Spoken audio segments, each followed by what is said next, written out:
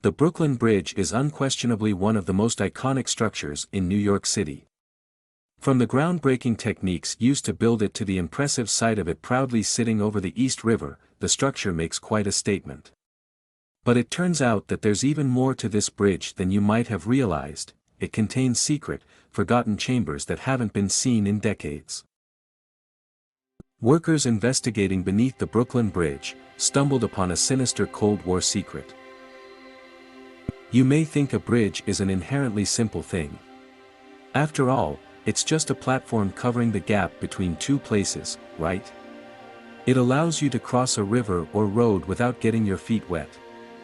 And in the case of the Brooklyn Bridge, it means the New York boroughs of Manhattan and Brooklyn can stay connected, despite the water between them. The thing is, though, any bridge can get complicated when you consider the level of engineering involved, and the Brooklyn Bridge is a particularly pertinent example. It's a suspension bridge, which means it can span a wider space than other types. When the Brooklyn Bridge was built in the 19th century, the techniques and materials it used were new and exciting. If you visit the Brooklyn Bridge today, you have the choice of whether you travel on foot across the elevated walkway or cycle or drive along the road. What you can't do, though, is visit the space inside, where its architect designed a series of vaults in the so-called anchorages where the cables are attached to stone supports. The anchorages on the Manhattan and Brooklyn sides were originally meant to be shopping arcades. This space has mostly been used for storage, but the vaults used to host exciting parties and creative exhibitions. That can't happen anymore, sadly, because of how security concerns have increased. There was also another hidden area found in 2006, but that one is even more secret. It's shocking that we rediscovered it at all. Suspension bridges have been around since ancient times. There was one built in India during the 4th century, for example, which had cables made of plaited bamboo. The basic principle behind structures like this one is that the platform of the bridge hangs from overhead cables attached to towers. In other words, it's suspended. Modern suspension bridges showed up in the United States in 1801. This was Jacob's Creek Bridge in Pennsylvania, which we have James Finley to thank for. This thing wasn't just the first of its kind in America, but also the world. It was the start of a whole new era in engineering, but there were problems.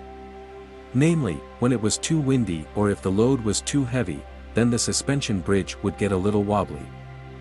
The man we have to thank for making suspension bridges much sturdier is John Augustus Roebling, who happened to design the Brooklyn Bridge. Before he created his masterpiece, though, he had great success bridging both the Niagara Gorge in upstate New York and the Ohio River as it traveled through Cincinnati. Roebling was born in Prussia, but he moved to the US when he was 25. He'd studied building in Berlin and would later work as a surveyor in Pennsylvania. It was there he saw hemp rope holding up rail tracks on a slope. He realized if he could replace them with metal cables, then they'd be stronger and more long-lasting. It was the beginning of a highly successful business manufacturing wire cables, some of which were used in bridge building. When politicians saw his success in Cincinnati and Niagara Falls, they were pleased to approve his plan for something the world had never seen, a steel suspension bridge to run from Manhattan to Brooklyn. In 1867 it was time to combine every new technique that Roebling had pioneered, from the steel cables to new types of trusses. The Brooklyn Bridge would be Roebling's magnum opus, but unfortunately he never saw it finished. In a clear example of what a challenging project it was, he was killed by an injury he received on site. Roebling had been standing on a ferry slip, looking at what would become the Brooklyn Side Tower. When a boat then collided with the slip, he couldn't move away in time and his foot was crushed. That might not sound like a fatal wound, but it became infected. Roebling shunned conventional medicine and poured unsterilized water on his foot. He caught what proved to be a fatal case of tetanus. Roebling was only 63 when he died, but his son Washington Roebling and daughter-in-law Emily Warren Roebling were ready to take up the mantle. Not that the building work was going to get any easier. Washington developed something called decompression sickness and had to direct the work confined to his Brooklyn apartment, using binoculars and his wife to stay in touch with the growing bridge. Other problems beset the project, including fire and explosions. Then there were more mundane issues, like the fraudster who supplied them with a faulty cable that needed to be replaced. Plus, Washington Roebling wasn't the only man involved to suffer with decompression sickness. When all was said and done, no less than 20 laborers had died during construction. Decompression sickness was a problem because of the techniques used to build the bridge. Giant, airtight wood boxes known as caissons were sunk to the bottom of the East River. They were held in place with granite blocks and filled with pressurized air to force out any water. It was inside these caissons that laborers known as sandhogs excavated the foundations. For a mere $2 every day, the sandhogs shoveled away at the riverbed, using dynamite for particularly tricky bits. They'd go down until they hit bedrock, which at the Brooklyn end was 44 feet down and at Manhattan was 78 feet.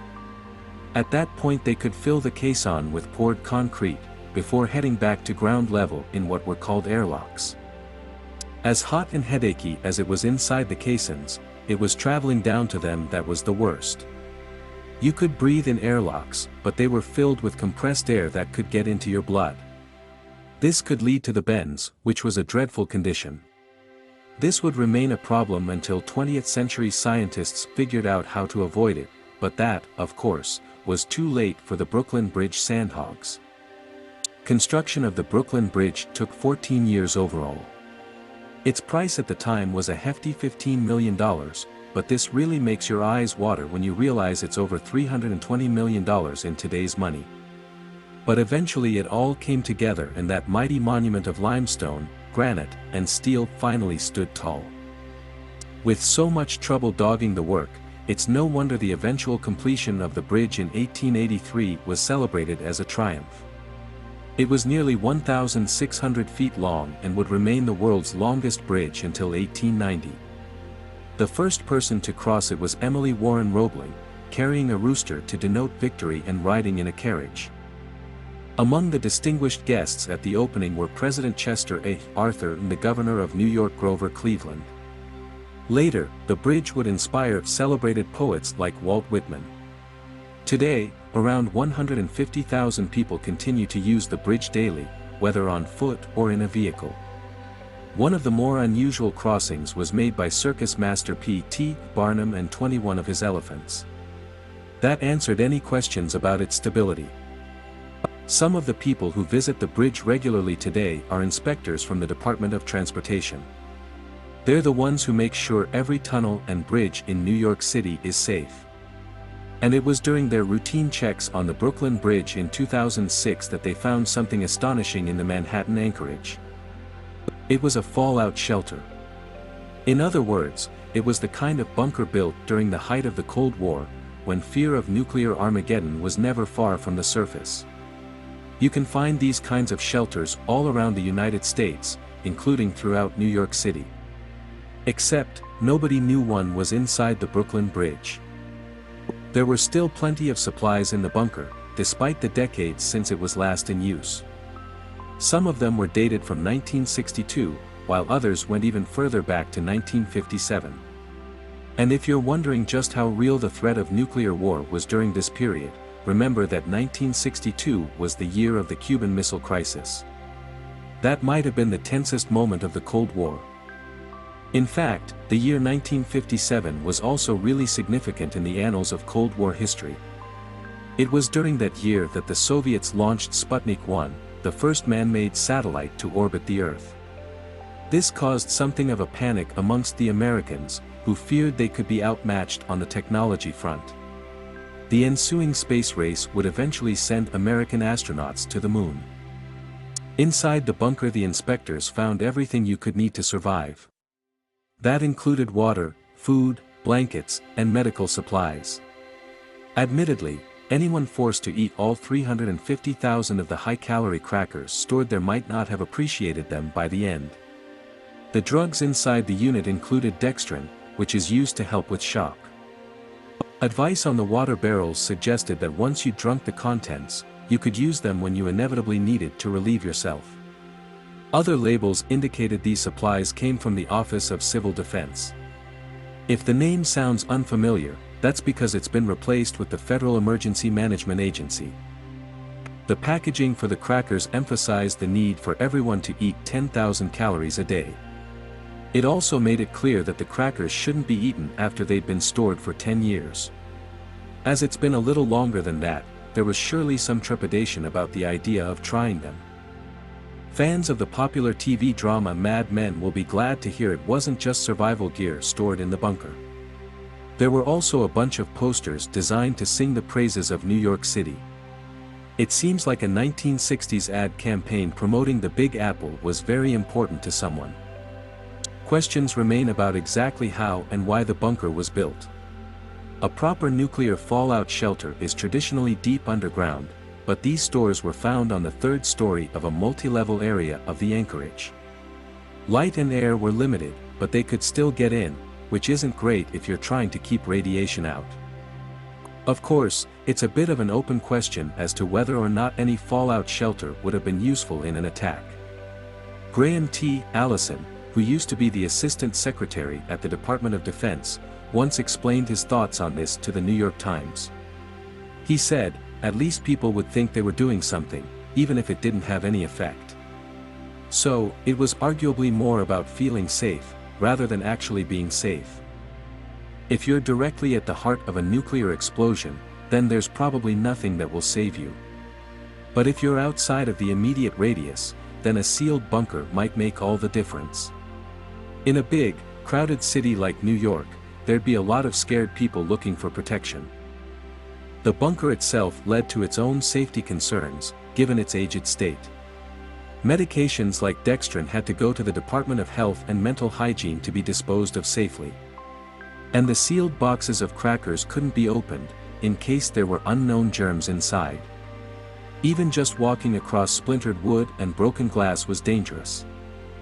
Wider safety and security concerns meant the actual location of the shelter had to be kept away from the public.